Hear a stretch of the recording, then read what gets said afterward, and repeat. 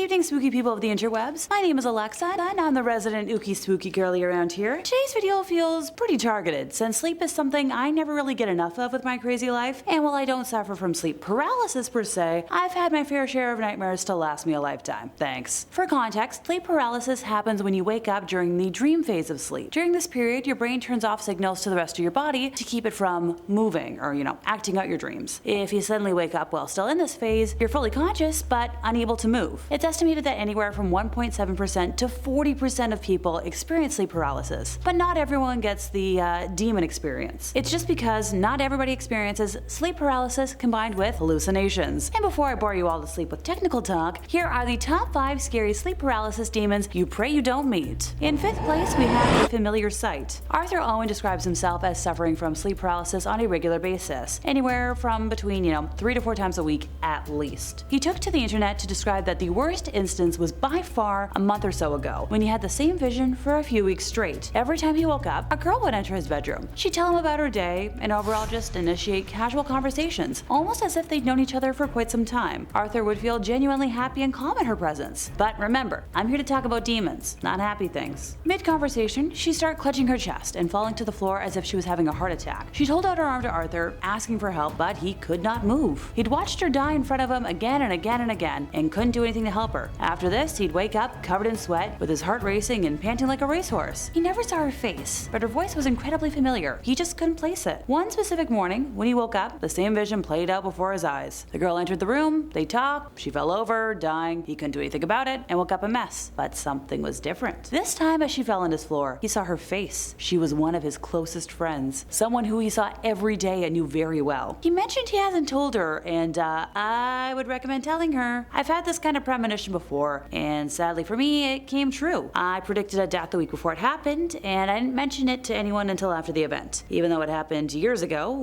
over 10 years ago now, it's stuck with me ever since. In 4th place, we have exam stress. So this tale comes from my good friend Marissa, who started experiencing sleep paralysis during exams in her first year at university, which anyone who knows is an extremely stressful time. What's sleep? The first time it happened, she woke up with the feeling that she was being suffocated, that her bed was swallowing her up. The more she panicked, and the faster her pulse and breathing became, the quicker she was disappearing into the bed. She felt like she couldn't move a muscle, and her attempts to scream were silent. After she calmed herself down, she kinda drifted out of her paralyzed state and woke up completely. The second time it happened, she awoke to see a very tall man standing by her door, holding something behind his back and moving towards her, very slowly. Once again, she was unable to move and couldn't make a sound. It wasn't until the 3rd instance when it started to get demonic in nature. She remembers waking and feeling an enormous pressure bearing down on her and a loud, almost deafening buzzing sound in her ears. She felt threatened, as though some malevolent demonic presence was hovering above her, trying to possess her, trying to force itself into her body, and once again, she was unable to fight it off. Marissa was desperately trying to speak, to tell it to go away, to leave her alone, but to no avail. Eventually, the sound in her ears faded away, and the pressure eased, so she was able to move again. Her worst experience overall with sleep paralysis was after she'd been up all night doing an essay, having fallen asleep next to her laptop. I've been there myself. Honest to goodness, back in high school, I used to participate in fan group multicam video chat rooms, and the amount of times I'd fall asleep with my webcam on were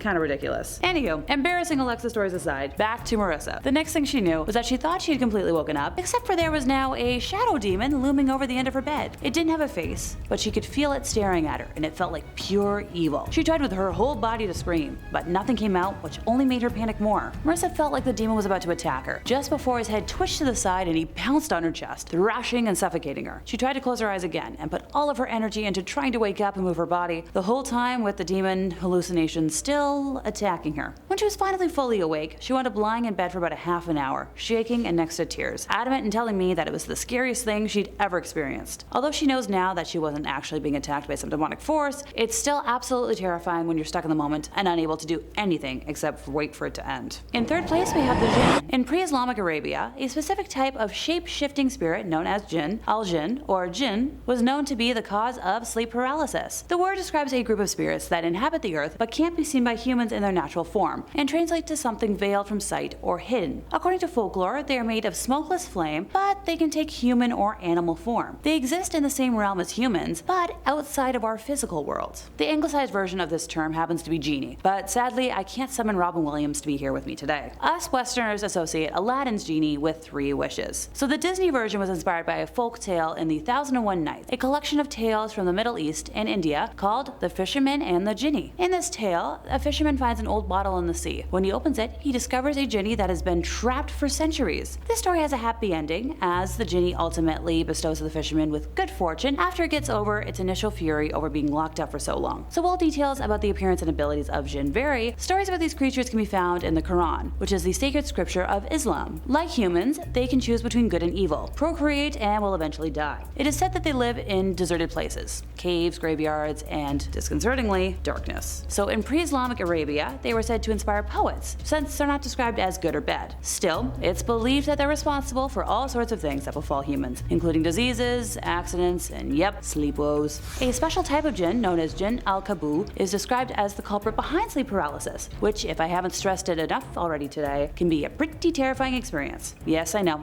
I'll say it again. Technically speaking, they aren't inherently good or bad, but depending on what you read, they are considered capable of possessing people, as in the case of Jinn al-Kabu. One study also found that some people in Muslim populations believe jinn are the cause of psychiatric symptoms. In second place, we have the Newfie Old Hag. In case any of you folks out there weren't aware, all of us here at Top 5 Scary are Canuck, and I knew when I found out about a very specific Canadian demon, I had to mention her. So this all started in the 1890s, when a small piece mentioning the hag in Newfoundland appeared in the Journal of American Folklore, and the world as a whole became aware that a strong belief in superstition had taken root in the province. Over the years, the Memorial University of Newfoundland Folklore and Language Archive, MUNFLA for short, has collected people's accounts of their experiences with the hag and the ways they rid themselves of her. It's undeniably strange that so many people in one geographic region report identical experiences, and that's the kind of stuff we love to see here. David J. Hufford, an employee of MUNFLA from 1971 to 74, wrote a book dedicated to his research around the hag. So visually speaking, she is described as a witch-like, wrinkled, and withered old woman with long hair. She can appear in doorways, be next to the bed, or even crawl on top of people and sit on them or pin them down. The legend is rooted so deep in the regional lore that locals have turned to using her name as a verb to describe their experience, with phrases such as, "I was hagged last night," "the hagging happened 2 nights ago," or "I got hag-ridden," being part of the regular vernacular for residents. David has reported that people thought they could summon the hag by reciting the Lord's Prayer backwards, and kill her by sleeping on their backs with stabby implements or boards with upright nails against their chests, designed to stab her when she sits on them. One victim of the hag even accused another person in the community of hagging him, summoning her on purpose to haunt him out of jealousy. Little extreme, but alright. Contemporary Newfoundland folklorist Dale Jarvis confirms that people still believe in the old hag today, and they approach the legend kind of differently than others. He is a big fan of ghost stories, having written a few books on the subject, and he tends to ask locals about their encounters or if they believe in ghosts. Most say no, but then he always counters with, "Well, have you heard of the old hag?" And people who would originally have scoffed at the idea of the supernatural reply, "So-and-so had an experience," and proceed to tell him a very creepy story. So for the people of Newfoundland, the hag exists outside of the realm of the unknown and debatable, and it is a real and present danger that people experience. So if anyone is watching from Newfoundland, please let me know in the comments if you know of any hag experiences, because I'm just so fascinated by this. In our first place, we have the Pisadera. Pisadera, also known as Pesadera, is a legendary female creature of Brazilian folklore that scares people who eat too much at dawn and steps on their bellies while they sleep, leaving them suffocated or paralyzed. Well then, excuse me, I'm making a mental note to text a buddy of mine who is both nocturnal and a stomach sleeper, since I don't think he needs any demons in his life. Thankfully, I'm kind of a side sleeper, but I can't have my knees on top of each other or they'll be weird the next day. Feel free to let me know in the comments how you folks sleep out there, since it's kind of neat the differences from person to person. Anywho, the Pisadera is considered the personification of nightmares and associated with sleep paralysis disorder. Visually, she is described as a very thin woman with long and dirty nails on very long and dry fingers, tangled white hair, wide red eyes, short legs, a big hairy nose, greenish teeth, and a large chin turned upwards. I'm surprised that Disney hasn't taken that and made her a villain yet. As if she wasn't horrifying enough visually, she also has a high-pitched, constant laugh. If you are unlucky enough to meet her one day, you will notice that Pisadera always has her mouth and her evil eyes wide open. She spends most of her time on the roofs of houses, observing the movement inside. After supper, when someone sleeps with a full stomach, she then takes action, leaving her hiding place and stepping on their chest. Those affected remain in a state of paralysis, but are still able to follow everything consciously, which brings them great despair, because there's nothing they can do to get out of that situation. And that brings us to the end of our time and closer to my bedtime. Hey look, I'm a girl that likes her sleep. Funny enough, when I was a kiddo, I hated naps and going to bed. But now any day I can have a nap and go to bed early is a good one in my book. Okay, well as long as I'm not dealing with nightmares of any kind. Let me know in the comments if any of y'all have dealt with scary or sleep demons. And as always, don't forget to like, subscribe, and hit the bell for more from us here at Top 5 Scary Videos. I'll see y'all next time, you lovely spooky people.